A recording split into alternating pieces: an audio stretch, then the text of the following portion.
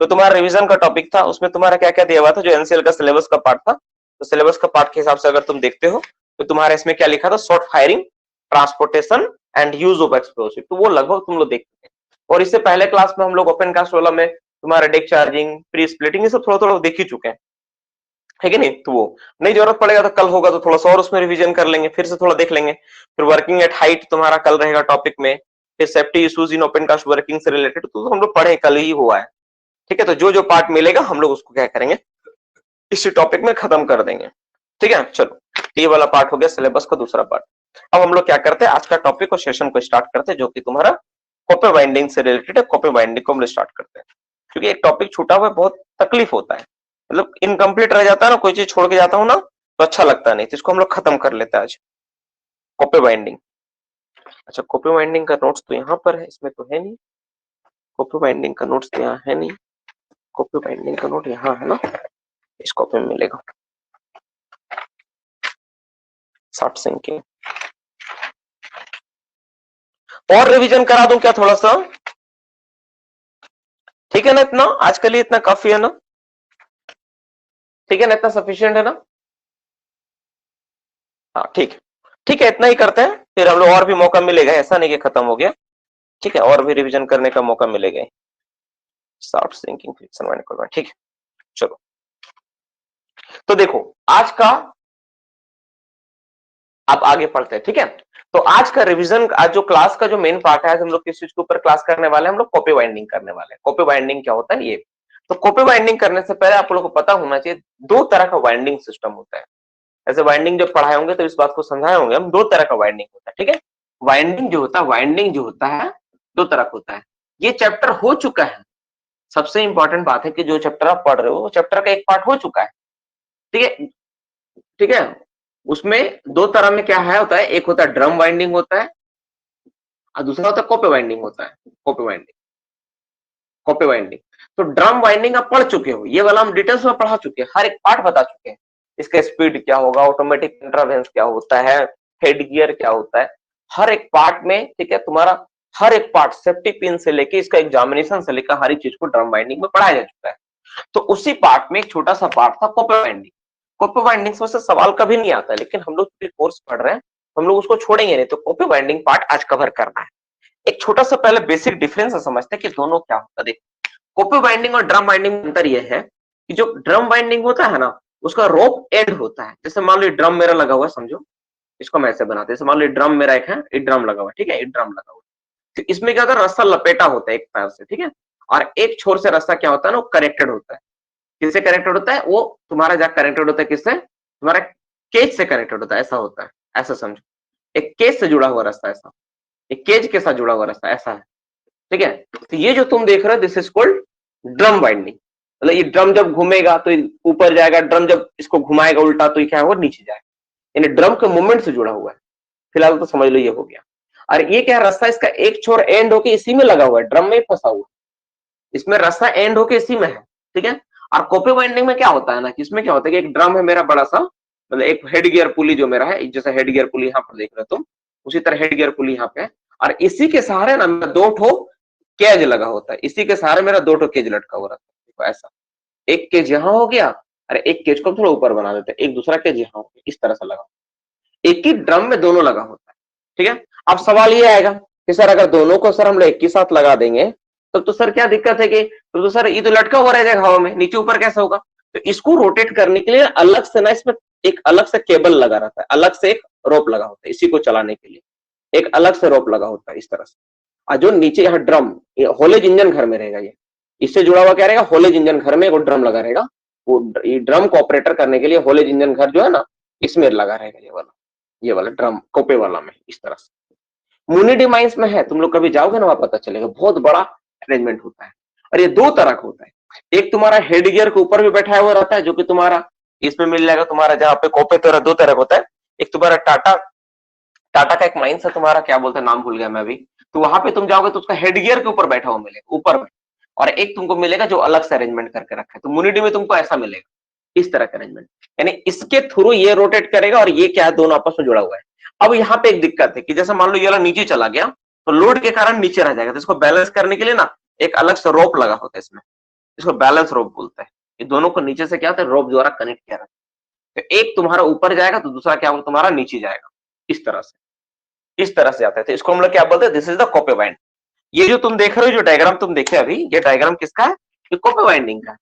ये किसका डायग्राम है, कॉपर वाइंडिंग का। और ये जो डायग्राम देखे ड्रम वाइंडिंग का, ड्रम वाइंडिंग में एक ही होगा, लेकिन कॉपर वाइंडिंग में एक ही हेड गियर पुल्ली के साथ दो दो केज लटका हुआ रहता है। दो केज एक ही हेड गियर से जुड़ा हुआ रहता है। और उसको हम लोग क्या करते हैं, दूसरा ड्रम के सारे कनेक्ट करके हम लोग रोटेट करवाते हैं। जैसे यहां से गया रोप आया, ऐसा करके इसको चलेगा ना, तो ये फ्रिक्शन के कारण क्या होगा, रोटेट करेगा, तो इसको भी रोटेट करवाएगा। तो इस तरह से काम होते हैं, ठीक है, इस तरह से होता है। हाँ, इसी तरह होता है।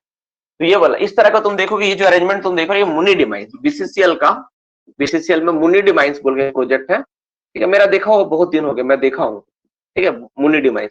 तो वहां पर ये लगा हुआ है, ठीक है। गए हुए बहुत दिन हो गया, ध्यान से हट रहा है, ओझल हो रहा है डायग्राम, ठीक है। तो ये वाला देखा हूँ, कुछ फोटोज वगैरह होगा उसका जरूर, पर फोटो वगैरह खींचना वगैरह भी अलाउ नहीं करते थे उस टाइम, है ना। तो वो लगा हुआ है वहां पे। तो अब हम लोग समझे कि कॉपर वाइंडिंग क्या होता है, ड्रम वाइंडिंग क्या होता है। ड्रम वाइंडिंग के ऊपर काफी डिटेल्स में समझा चुका हूँ। और तुम लोग नोट्स में देखना, हम तुम लोग को बोले थे कि वहां पे थोड़ा जगह छोड़ देना। तो जहां पर तुम जगह छोड़े हो ना बाबू, उस जगह पे ना इसको लिखना है, ठीक है। जामाडोवा, वेरी गुड। जामाडोवा P2 नंबर में, ठीक है। वो जामाडोवा में लगा हुआ, ठीक बोल रहा है, जामाडोवा। मैं टाटा का माइंस दिमाग में आ रहा था, लेकिन जामाडोवा वर्ड नहीं आ रहा था, तो वहां पे लगा हुआ, ठीक है। तो हम लोग आज का टॉपिक क्या है, आज का टॉपिक हम लोग वही कॉपर वाइंडिंग के बारे में करने वाले हैं, ठीक है। कॉपर वाइंडिंग तो कॉपर वाइंडिंग क्या, पहले हमको समझ में आया कि एक ही हेड गियर पुली से दो केज लटका रहता है, ठीक है। तो पहला, ठीक है, तो इसका हम लोग जानेंगे पहले इसका अदर नेम, दूसरा नाम क्या है, इसमें पॉइंट डायरेक्ट लिखते, ठीक है। अदर नेम, इसका दूसरा नाम क्या है, क्या कोई और नाम से इसको जानते हैं, तो हाँ, इसका और भी नाम है। किस नाम से जानते हैं हम लोग, इसको बोलते हैं हम लोग फ्रिक्शन वाइंडर। किस नाम से जानते हैं हम लोग, friction winder, FRICTION, friction winder. Friction winder के नाम से इसको संबोधित किया जाता है। ध्यान सुनो, कॉपर वाइंडिंग का दूसरा नाम क्या है, फ्रिक्शन वाइंडर। अब बोलोगे सर फ्रिक्शन वाइंडर क्यों, देखो फ्रिक्शन का मतलब क्या होता है, रेजिस्टेंस। तो ये जो मूव करता है ना, रस्सा स्लिप नहीं करता ना, क्यों, ड्यू टू फ्रिक्शन स्लिप नहीं करता है, इसीलिए इसका नाम पड़ा फ्रिक्शन वाइंडर।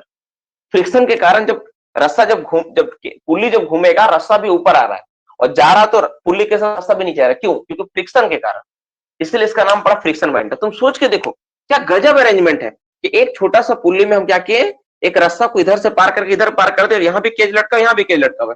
अब इमेजिन करो इसमें लोड ज्यादा हो गया, पूरा खींच के टांग दिया तो नहीं उड़ जाएगा ये वाला, ऐसा नहीं होता है, क्यों, ड्यू टू फ्रिक्शन, इसलिए इसका नाम है फ्रिक्शन वाइंडर। इसमें इतना हैवी फ्रिक्शन होता है कि रस्सा कभी खिंचाएगा नहीं। और ये जो वाइंडिंग, जो कॉपर वाइंडिंग सिस्टम है ना, नॉर्मली हम लोग हैवी शाफ्ट, काफी गहराई वाला शाफ्ट के लिए इस्तेमाल करते हैं, ठीक है। अब देखो, अब ये इसमें किस तरह का पावर चाहिए, पावर रिक्वायर्ड, ठीक है, पावर रिक्वायर्ड, किस तरह का पावर चाहिए, तो किस तरह का पावर चाहिए इसमें हम लोग पावर चाहिए, इसको इलेक्ट्रिकल पावर से चल सकता है, इलेक्ट्रिकल और स्टीम, इलेक्ट्रिकल पावर भी हो सकता है और स्टीम पावर, दोनों से ये रन कर सकता है। इलेक्ट्रिकल पावर भी चल सकता है और स्टीम पावर से भी रन कर सकता है, ठीक है। समझ में क्या बोले, ये पावर चाहिए। अच्छा, अभी जैसे हम बोले ना कि फ्रिक्शन के फोर्स के कारण काम करता है, तो इसका कोफिशिएंट ऑफ फ्रिक्शन बोलते हैं, उसको हम लोग क्या बोलते हैं, coefficient of friction, coefficient of friction. Coefficient of friction क्या होता है, कोफिशिएंट ऑफ फ्रिक्शन होता है कि फाई के द्वारा उसको डिनोट करते हैं हम लोग, कोई भी जो फ्रिक्शन का वैल्यूज होता है ना, फाई के द्वारा डिनोट किया जाता है। तुम लोग इसको ना थोड़ा याद कर लेना, इसको क्या करोगे आप लोग, याद कर लो। इसका वैल्यू कितना होता है, एटलीस्ट टू कितना होता है, एटलीस्ट टू, मिनिमम 2 होना चाहिए, एटलीस्ट 0.2, एटलीस्ट कितना होना चाहिए, LEA, एटलीस्ट कितना होना चाहिए, 0.2। देखो समझो क्यों फ्रिक्शन रखना है, क्योंकि नहीं कर रखोगे फ्रिक्शन तो क्या होगा, ये मेरा हेड गियर पुल्ली है, ठीक है। अब इसमें दो रास्ता आया हुआ है, ध्यान समझो, एक रास्ता इधर से गया है, एक रास्ता इधर गया है, एगो केज यहाँ लटक रहा है और एगो केज यहाँ लटक रहा है। इमेजिन करो ऐसा केज लटक रहा है ना, ऐसा करके, ऐसे मान लो इमेजिन लटक रहा है। अब सोचो अगर फ्रिक्शन ना हो तो क्या होगा, तब होगा ये कि ये अगर नीचे जा रहा तो नीचे स्लिप करके इसको खींच के ऊपर ले आएगा। तो इसमें फ्रिक्शन रखना है, फ्रिक्शन का वैल्यू कितना हो, कोएफिशिएंट ऑफ फ्रिक्शन उसको बोलते हैं हम लोग, तुम लोग फिजिक्स में पढ़ा होगा। तो कोएफिशिएंट ऑफ फ्रिक्शन का वैल्यू कितना को 0.2 कितना होना चाहिए, मिनिमम कितना होना चाहिए, 0.2 होना चाहिए। अब ये किसके किसके बीच है, देखो किसके किसके बीच है? ये जो कोफिशिएंट ऑफ फ्रिक्शन है किसके किसके बीच है? ये कोफिशिएंट ऑफ फ्रिक्शन है तुम्हारा between the sheave lining and rope. किसके किसके बीच है? जो सिव है, सिव सिव बिटवीन किसका है? ये बिटवीन, देखो सिव मतलब पुल्ली, पुल्ली लिखो, पुल्ली एंड रोप, रोप और पुल्ली के बीच होना चाहिए। कितना होना चाहिए? 0.2, ताकि क्या हो, ये खिसक ना जाए, खिसकने से रोकने के लिए जरूरी है। इसी बेस पे इसको तैयार किया गया था। ठीक है, चलो नेक्स्ट क्वेश्चन, चौथा नंबर पॉइंट। तो पहला हम लोग देखें, इसका नाम क्या है? Friction winder. क्यों? क्योंकि फ्रिक्शन पे काम करता है। इसका वर्किंग प्रिंसिपल भी फ्रिक्शन ही है। पावर क्या रिक्वायर्ड है? तो इलेक्ट्रिकल से भी चल सकता है, स्टीम से भी चला सकते हो, तुमको जैसा रोटेट करवाना कराओ, कोई दिक्कत नहीं है। कोएफिशिएंट ऑफ फ्रिक्शन कितना होता था? एटलीस्ट 2 चाहिए, 0.2 चाहिए, ताकि रस्सा स्लिप ना करे।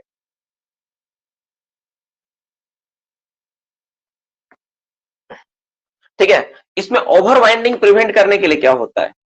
यूज टू प्रिवेंट, या फिर अरेंजमेंट लिखो, अरेंजमेंट फॉर लिखो, arrangement, arrangement to prevent over winding. Over winding को, ओवर वाइंडिंग को प्रिवेंट करने के लिए कौन सा अरेंजमेंट होता है? तो इसमें हम लोग क्या करते हैं ना, इसमें हम लोग ओवर वाइंडिंग को प्रिवेंट करने क्या करते हैं?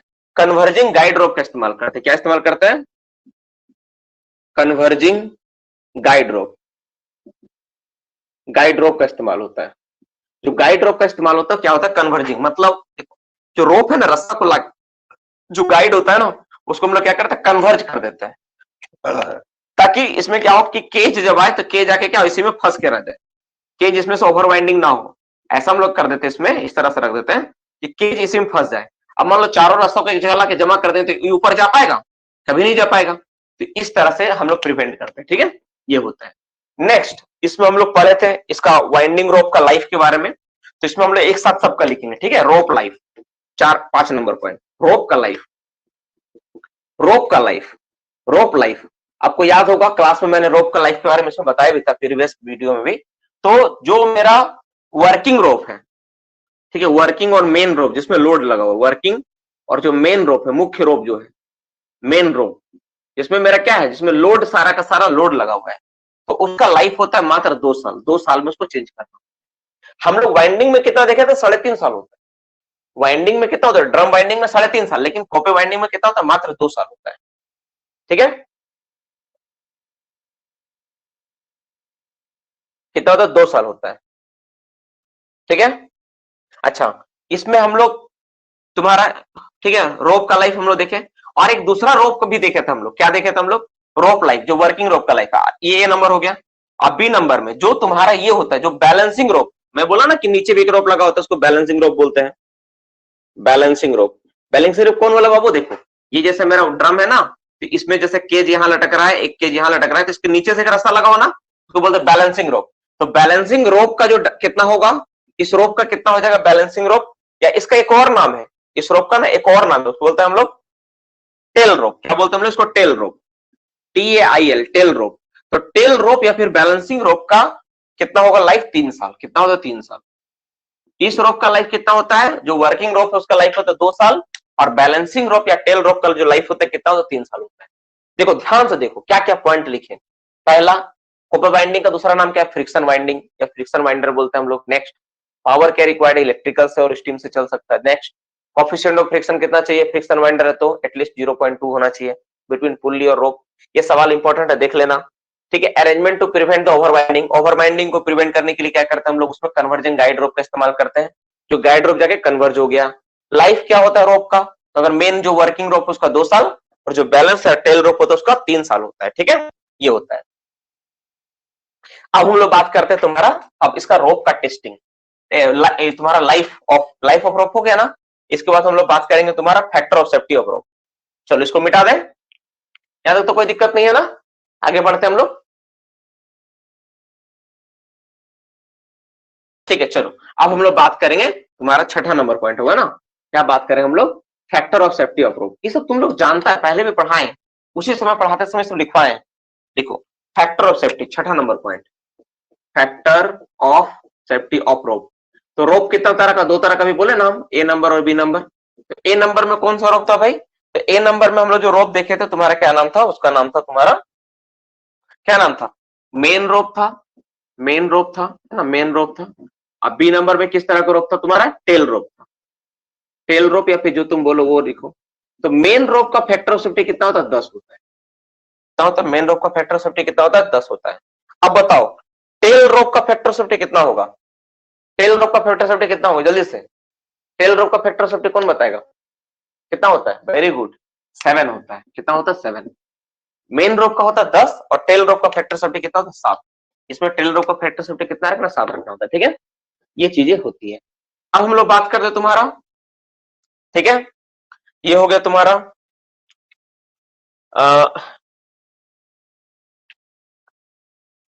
ठीक है, ये हो गया तुम्हारा। अब हम लोग देखते हैं तुम्हारा इसके बाद, ये तो पॉइंट हो गया ना।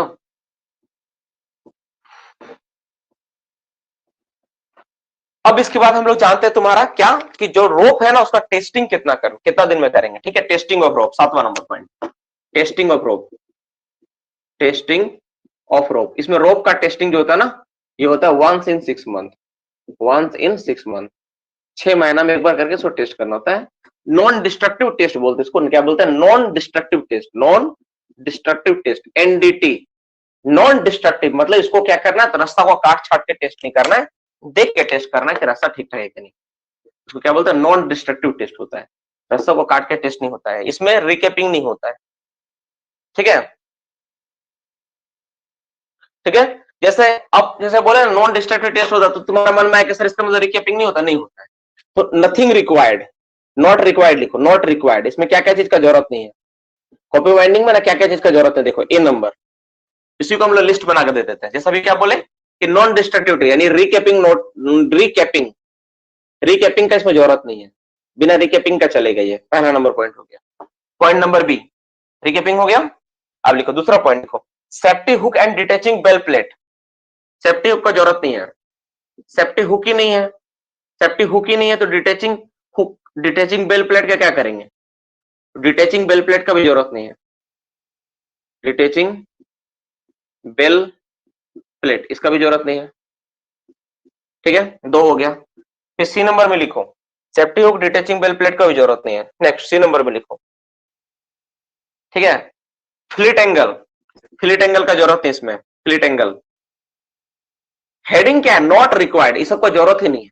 रिकैपिंग का जरूरत नहीं है, सेफ्टी हुक का जरूरत नहीं है, फ्लिट एंगल, फ्लिट एंगल का जरूरत नहीं है। ठीक है, इसके बिना ये रन करता है। ठीक है, तो ये हो गया तुम्हारा 8वां पॉइंट। और 9वां पॉइंट में लिखो टाइप। जैसे मैंने बताया ना, टाइप में 2 तरह का लिख लो। एक होता है तुम्हारा ए नंबर में लिखो, जिसको हम लोग बोलते हैं तुम्हारा, ठीक है, ग्राउंड कोपे, जो कि सरफेस पे होता है, ग्राउंड कोपे, जो कि मुनिडे में है ना, मुनिडे में। ये क्या है? मुनिडे में, मुनिडे में। ठीक है, और एक होता है तुम्हारा बी नंबर, तुम्हारा टावर कोपे, टावर कोपे। टावर कोपे कहाँ बोले? जैसे तुम्हारा क्या बोले था अभी नाम? टाटा का कौन सा माइंस था? क्या बोला था? क्या बोला था नाम यार? नाम भूल गए फिर से। फुटकी, ठीक है, क्या नाम बोले थे? टाटा में कौन सा बोले थे यार? जामाडोवा, ठीक, जामाडोवा, जामाडोवा में। नाम ऐसा ना, मैं 12 भूल जाता हूं इसका। डोबा, जामाडोवा में है। ठीक है, तो 2 तरह का होता है, ये 2 जगह है, जामाडोवा और यहाँ। ठीक है, तो जल्दी से इसको नोट डाउन कर लो, कहाँ कहाँ है ये।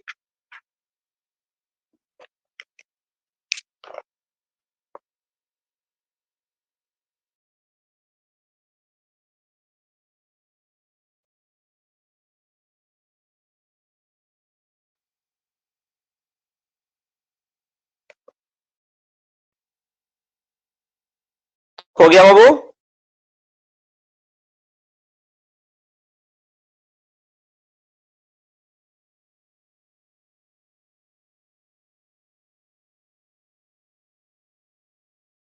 ठीक है, ये सारा का सारा पॉइंटर आप जल्दी से इसको लिख लो, क्या क्या चीजें हैं।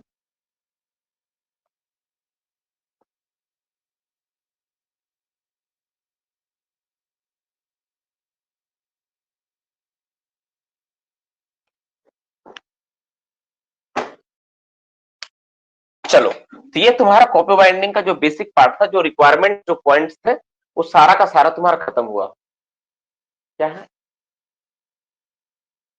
बाकी भी होगा, ऐसा नहीं है सर। 9 नंबर क्या है लिखे हैं बी में? बी में लिखे टावर कोपे, है ना? बी में क्या लिखे? टावर कोपे। जामा डोवा में है टावर कोपे, TOWER। टावर कोपे मतलब ऊपर से उसको, टावर कोपे में क्या होता है? ऊपर बैठ के उसको ऑपरेट करना होता है। ठीक है, टावर कोपे में क्या होता है ना, ऊपर बैठ के इसको ऑपरेट करना होता है। और तुम्हारा ड्रम कोपे में क्या होता है? उसमें हम लोग तुम्हारा साइड से उसको सरफेस पे ही, ग्राउंड कोपे में सरफेस सरफेस पे ही होता है, उसी का अरेंजमेंट करके वहीं से ऑपरेट करना होता है, क्योंकि मुनिडे में है। ठीक है, टावर कोपे जामा डोवा में। बेला टाटा में भी है, हो सकता है। हम नहीं देखे, मुझे मतलब जो मैं जानता हूँ परफेक्टली मैं वो बोला। जैसे एक बच्चा बोला सर भेला टाट में हो सकता है। ठीक है, अच्छा। कैप्स भी सही बोला कि सर कैप्स भी इस्तेमाल नहीं होता है। ठीक है ना, इसमें डी नंबर में ना आप कैप्स भी लिख सकते हो, डी नंबर में। इसमें कैप्स नहीं होता है। होता है कैप्स इसमें इस्तेमाल? होता है? होता है? नहीं होता है ना, कैप्स इस्तेमाल नहीं होता। कैप्स भी लिख लो। कैप्स एक पॉइंट छोटा वो लिख लो। Caps are not used in copy binding. Caps का भी इस्तेमाल नहीं होता। ठीक है,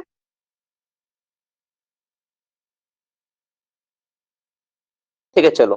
तो इस तरह से पॉइंट सारा का सारा रहा आप लोग के सामने। ठीक है, सारा का सारा पॉइंट रहा। तो कॉपी बाइंडिंग से रिलेटेड जो भी डेटा था, जो भी बातें थी, आपका क्या हो गया? खत्म हो गया। कॉपी बाइंडिंग में इस तरह से कोई पॉइंट अब बचा नहीं जो तुमको जानना है। ठीक है, कॉपी बाइंडिंग में कुछ भी नहीं है। एक काम करते, जब ये चैप्टर को खत्म किए हैं तो 2 4 10 सवाल इसी में पूछ लेते, देखते हैं आप लोग इंटरेस्टेड हो बाइंडिंग से 2 4 10 सवाल का जवाब देने के लिए, ताकि रिविजन जैसा एक छोटा सा हो जाए। तो मैं थोड़ा सा रिविजन करवाना चाहूंगा। ठीक है, अगर नहीं इंटरेस्टेड हो तो कोई बात नहीं, आगे पढ़ेंगे। ठीक है, आगे पढ़ाएं। बहुत सारा बच्चा लोग कहना है सर आगे पढ़ाएं। ठीक है, अगर नहीं इंटरेस्टेड हो तो रहने देते हैं, हम लोग थोड़ा सा आगे देखते हैं। कुछ और टॉपिक अगर आज खत्म किया जाए तो हम लोग उसको पढ़ने का, खत्म करने का प्रयास करते हैं। ठीक है, तो तुम्हारा कॉपी बाइंडिंग का जो पार्ट है वो जाके आज खत्म हो गया। ठीक है, छोटा मोटा पार्ट को आज खत्म करने का प्रयास करेंगे। ज्यादा बड़ा टॉपिक उठाएंगे नहीं, ताकि आज खत्म हो जाए और कल से हम लोग फ्रेशली करके नया कोई टॉपिक स्टार्ट करें। ठीक है ना, नया कोई टॉपिक स्टार्ट करें। चलो, आज एक काम करते हैं, आज आप लोग के लिए नोट्स 2.1 का कुछ पार्ट मैं करवा देता हूँ, ताकि आपका फ्यूचर में कभी भी दिक्कत ना हो। आप कोई कोई चीजों को नोट्स 2.1 का पार्ट फर्स्ट कंप्लीट कर पाएंगे। ठीक है,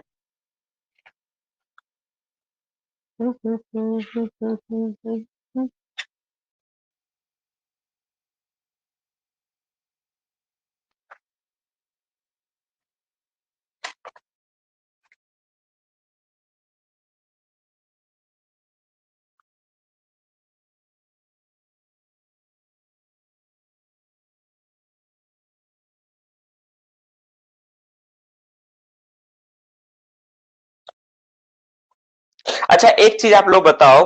ठीक है, एक चीज मैं आप लोगों से जानना चाहता हूँ। ठीक है, आप लोग कितने लोग इसमें प्रूफ जवाब दे पाओगे कि जो रिटर्न होता है, ठीक है, जैसा तुम्हारा एनुअल रिटर्न हो गया, माइनर इंजरी का रिटर्न हो गया, ठीक है, तुम्हारा माइंस रूल के अकॉर्डिंग रिटर्न, रेस्क्यू रूल के अकॉर्डिंग रिटर्न, सब रिटर्न का डेट आप लोग को पता है कब कब होता है? कॉपी बाइंडिंग का स्पीड कितना होता है, ये सब तो तुम्हारा उस पर डिपेंड करेगा। सारा रिटर्न पता है? ठीक है, तो जरूरत नहीं करवाने का। ठीक है, मैं एक बार आप लोगों से पूछ लेता हूँ, अगर जिसको नहीं पता वो बच्चे सारे जवाब दे देंगे। ठीक है, चलो बताओ, एनुअल रिटर्न किस फॉर्म में भेजेंगे? ठीक है, चलो जवाब दो। एनुअल रिटर्न कौन सा फॉर्म भेजते हैं? Very good, annual return as per CMR का बात हो रहा है। ठीक है, फॉर्म 3 में भेजते हैं। कब भेजते हैं? कब भेज जाता है? ऑन और बिफोर। कब भेजते हैं हम लोग? ऑन और बिफोर 1 फरवरी को भेजते हैं। ठीक है, as per coal mines regulation. मैं किसके अकॉर्डिंग बात कर रहा हूँ? मैं कोल माइंस रेगुलेशन 2017 के अनुसार बात कर रहा हूँ। इस सीएमआर के तहत जो एनुअल रिटर्न होता है कब जाता है मेरा? वो जाता है तुम्हारा, कब जाता है वो? 1 फरवरी को जाता है। ठीक है, चलो माइनर इंजरी का रिपोर्ट किस फॉर्म में जाता है? माइनर इंजरी का रिपोर्ट तुम लोग लिख सकते हो, कोई बात नहीं, जो बच्चा के पास नहीं लिख लेना। कब जाता है? फॉर्म के में जाता है। ठीक है, कब जाएगा ये? फॉर्म के में कब जाएगा? ऑन और बिफोर कब जाता है? 20 जनवरी। अगर एक जगह लिखवा नहीं तो लिख लेना, कंफ्यूज मत होना। ठीक है, next question, annual return as per mines rule कौन सा फॉर्म में जाएगा? Annual return as per mines rule कौन सा फॉर्म में जाएगा? फॉर्म टी में जाएगा। वेरी गुड, फॉर्म टी में देंगे। कब भेजेंगे इसको? कब भेजेंगे इसको हम लोग? कब भेजेंगे? 20 फरवरी। वेरी गुड, 20 फरवरी, अब उससे पहले भेजेंगे। ठीक है, चलो नेक्स्ट क्वेश्चन, रिपोर्टेबल इंजरी का रिपोर्ट। रिपोर्टेबल इंजरी कब भेजते हैं हम लोग? किस फॉर्म में देते हैं पहले बताओ? जे में देते हैं। Very good, reportable injury form J. कब भेजते हैं हम लोग? कब देते हैं हम लोग? क्वार्टरली देते हैं। 4 तो कॉमन था, 4 तुम लोग जानते हो। चलो अब बताओ, रेस्क्यू रूल। रेस्क्यू रूल को कब भेजते हैं? रेस्क्यू रूल का रिपोर्ट रिटर्न कब भेजते हैं? रेस्क्यू रूल का रिटर्न कब भेजते हैं हम लोग? कब भेजते हैं हम लोग रेस्क्यू रूल का? इसका भी होगा 20 फरवरी। क्या होगा? 20 फरवरी। ऑन और बिफोर 20 फरवरी को भेजा था, ठीक है। नेक्स्ट है तुम्हारा इंफॉर्मेशन रिगार्डिंग लीव, लीव से रिलेटेड, ठीक है। नोटिस बोर्ड में लगाया जाएगा ऑनरेटिंग मैनेजर द्वारा। कब लगाएगा? एल फॉर्म तो होगा, लेकिन कब लगाएंगे इसको, कब लगाते हैं, इसका भी डेट है। कब लगाते हैं? ऑन और बिफोर कब लगाते हैं? इसका भी 20 फरवरी, ठीक है। जिसका जो लीव वाला होता है ना, उसको नोटिस बोर्ड में लगाते हैं, और ये 20 फरवरी का डेट है। 20 फरवरी का डेट से हम लोग लगाते हैं कि हाँ भाई किसका लीव क्या है, नहीं है। वो देख रहा हूँ फरवरी महीना में सब एक्टिविटी बढ़ जाता है, क्योंकि उसके रिगार्डिंग सबको इन्फॉर्मेशन देना होता है कि आपका इतना लीव, आपका इतना छुट्टी है। हो गया? तो ये सारा चीज तुम लोग को पता था पहले से, ठीक है, अच्छा बात है। हमको पूरे कि आप लोग इसके बारे में जरूर जानते होंगे कुछ ना कुछ, ठीक है। चलो, तो ये सारा चीज तुम लोग हो गया। इसमें नहीं है इसका नोट्स ज्यादा ना, इसको भी देखता हूँ।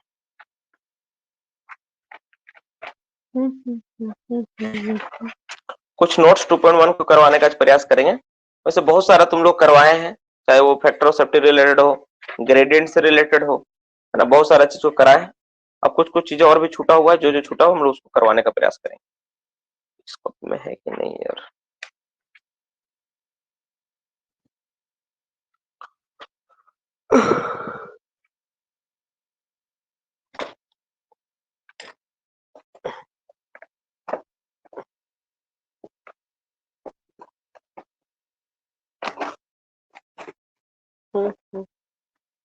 थोड़ा सा टाइम दे दो, थोड़ा सा खोजने के लिए टाइम लग रहा है।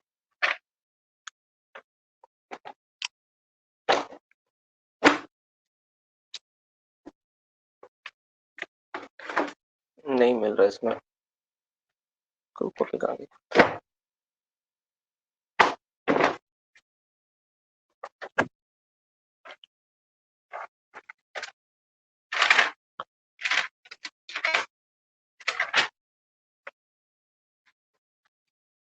चलो, आज का क्लास का ना कुछ इंपॉर्टेंट चीजें लिखवाने का मैं प्रयास करता हूँ, ठीक है। नोट्स 2.1 का कुछ पार्ट, साउंड का वार्निंग लिमिट वगैरह करवा दिए थे ना। साउंड का जो वार्निंग लिमिट होता है क्या होता है, वो सब हो गया था ना? हाँ, हो गया था, ठीक। अच्छा, एज रिलेटेड करवाए थे कि चाइल्ड का एज कितना होता है, रेस्क्यू ट्रेड यूनियन के लिए एज कितना होता है, सब हुआ था। और कि किसमें कितना एज बारे में बोला गया है, एडोलेसेंट, ट्रिगर ट्रेनिंग के लिए, एम्प्लॉय के लिए, किसमें जो एज का जिक्र हुआ है, नहीं हुआ है? ठीक है, चलो आज नोट्स 2.1 में ना हम लोग एज रिलेटेड करेंगे कि किसमें किस एज का जिक्र मिला है, कहां कहां क्या मिलता है, उस एज को हम लोग एक जगह लिखेंगे, ठीक है। पूरा रूल में, पूरा रेगुलेशन में जहां एज वर्ड आया है, 18 साल, 16 साल, 14 साल, 12 साल, सब साल को हम लोग एक जगह लिख के रखेंगे, तो कभी भी एग्जाम में कुछ भी आएगा तो आप उसको आसानी से कर पाओगे, ठीक है। तो क्या टॉपिक है? एज रिलेटेड, एज रिलेटेड, ठीक है, रिलेटेड नोट्स 2.1 है। क्या है? नोट्स 2.1 है, ठीक है। इसको हम लोग खत्म करेंगे, ठीक है। तो सबसे पहले हम लोग बात करते हैं, काम करता हूं मैं छोटा सा एज से स्टार्ट करते हैं, सबसे छोटा एज ज्यादा अच्छा लगेगा, ठीक है। चाइल्ड, चाइल्ड किसको बोलेंगे, ठीक है। चाइल्ड, चाइल्ड किसको डिफाइन किया था? Child, CHILD, child. तो चाइल्ड उसको बोला जाएगा as per regulation, as per rule, as per act देखेंगे तो अंडर, अंडर 15 ईयर। अगर 15 साल से कोई कम उम्र का कोई व्यक्ति, कोई बच्चा कोई हो, तो उसको हम लोग क्या बोलेंगे? चाइल्ड बोलेंगे, ठीक है। कितना होगा? लेस देन 15 ईयर कोई हो, उसको हम लोग क्या कहते हैं? चाइल्ड कहते हैं, ठीक है। Next question, adolescent, B number, adolescent, ADOLOFCENT,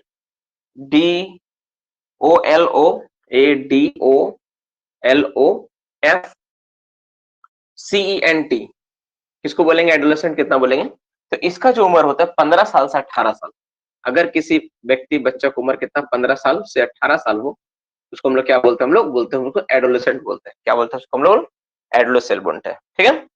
चलो नेक्स्ट क्वेश्चन, ठीक है, एडोलेसेंट बोलते हैं हम लोग, ठीक है। ठीक, नेक्स्ट 15 साल का एक और फिगर है, ठीक है। Trade union member, trade union का मेंबर आपको बनना है, किसी को ट्रेड यूनियन का मेंबरशिप लेना है। कितना साल उम्र होना चाहिए? 15 साल। 15 साल का अगर उम्र हो तो वो ट्रेड यूनियन का मेंबर बन सकता है, 15 साल से कम का नहीं, ठीक है। मिनिमम 15 साल होना चाहिए तो वो ट्रेड यूनियन का नेक्स्ट 15 साल का जिक्र मिला। नेक्स्ट है तुमका ट्रेनिंग। ट्रेनिंग के लिए अगर किसी को माइंस में ट्रेनिंग चाहिए, ट्रेनिंग के लिए एज कितना होना चाहिए? मिनिमम, सब में मिनिमम है ना, सब मिनिमम एज है। मिनिमम लिख लो यार, मिनिमम। तो ऐसा मत कर देना कि सब बंटाधार कर देना। मिनिमम कितना है? मिनिमम कितना उम्र होना चाहिए उस व्यक्ति का? मिनिमम जो एज होगा कितना होगा ट्रेनिंग के लिए? 16 साल। तब उस व्यक्ति को ट्रेनिंग के रूप में रखा जा सकता है। डी नंबर हो गया। अब ई नंबर देखो, इसके बाद लिखो 16 साल के बाद क्या है? 18 साल का फिगर है। तो अडल्ट, किसी व्यक्ति को अडल्ट कब बोलेंगे? है ना, एडल्ट किसको बोला जाएगा? जिसका उम्र कितना हो? तो 18 साल हो गया। 18 साल का व्यक्ति को हम लोग क्या बोलते हैं? एडल्ट बोलते हैं। उसी तरह अगर किसी को एम्प्लॉयमेंट देना हो, एम्प्लॉयमेंट के लिए, माइंस में जॉब के लिए कितना उम्र होना चाहिए? 18 साल होना चाहिए, तब उसको जॉब मिल सकती है। 18 साल का उम्र का व्यक्ति को क्या मिलेगा? हमको जॉब मिलेगा। ठीक है। डीजीएमएस एग्जाम, डीजीएमएस का अगर किसी को एग्जाम देने जाना है, डीजीएमएस का क्या हो? एग्जाम देना हो किसी को, उसके लिए उसका उम्र कितना होना चाहिए? कम से कम 20 साल होना चाहिए। ये सब सब मिनिमम है ना, सब मिनिमम याद रखना, सब मिनिमम है, सब मिनिमम। इतना साल हो तो ही वो होगा। नेक्स्ट एच नंबर, डीजीएमएस का एग्जाम हो गया। Competent person, competent person, competent person का एज कितना होता है? तो इसका भी जो उम्र है 20 साल है। आप लोग पढ़े हो ना, इसका कंपिटेंट पर्सन का 20 साल उम्र होता है। ठीक है, 20 साल होता है। ठीक है। Next manager, to be the manager, GHI। ठीक है, टू बी मैनेजर, मैनेजर बनने के लिए कितना उम्र होना चाहिए? किसी व्यक्ति को मैनेजर बनने के लिए कितना उम्र होना चाहिए? एटलीस्ट 23 साल मिनिमम, सब में ना मिनिमम है वो। ठीक है, मिनिमम 23 साल होना चाहिए। और एच नंबर में लिखो rescue train person, rescue training के लिए कितना? 21 से कितना होना चाहिए? 21 से 30 साल। तो ये सारा तुम्हारा फिगर है, देख लो। इतना सारा एज का जिक्र आया है। ठीक है, इसमें बहुत सारा ऐसा डेटा जो तुमको पता होगा, याद होगा, लेकिन मुझे पूरा यकीन है कि तुम कभी भी एक जगह लिख के नहीं रखा। ठीक है ना? तो क्लास का ये भी एक खूबसूरती वाला पार्ट है नोट्स 2.1 का। तो जो भी डेटा इधर उधर होता है तुम एक जगह मिलता है, और इससे तुम्हारा फायदा ये होता है कि कभी भी एग्जाम में ना तुमसे गड़बड़ ही नहीं होगा। जो तुम गड़बड़ करके आया था ना, कि 18 साल ना 16 साल, गड़बड़ नहीं करोगे। एक बार में तुम सारा का सारा चीज को तुम पढ़ पाओगे, है ना? सारा सारा चीज को एक बार में पढ़ पाओगे।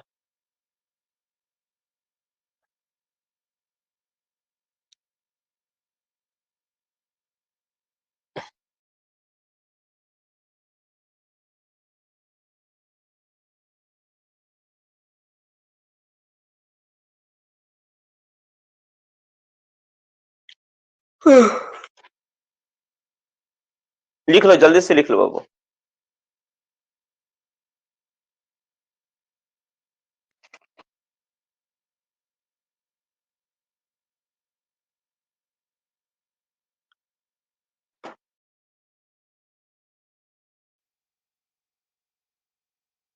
लिख लो जल्दी से।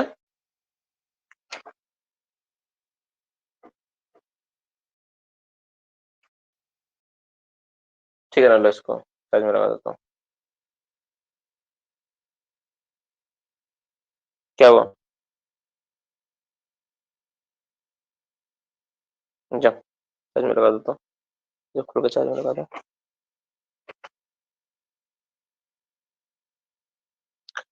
रुको ना, देखता हूँ और कुछ पढ़ाने के लिए।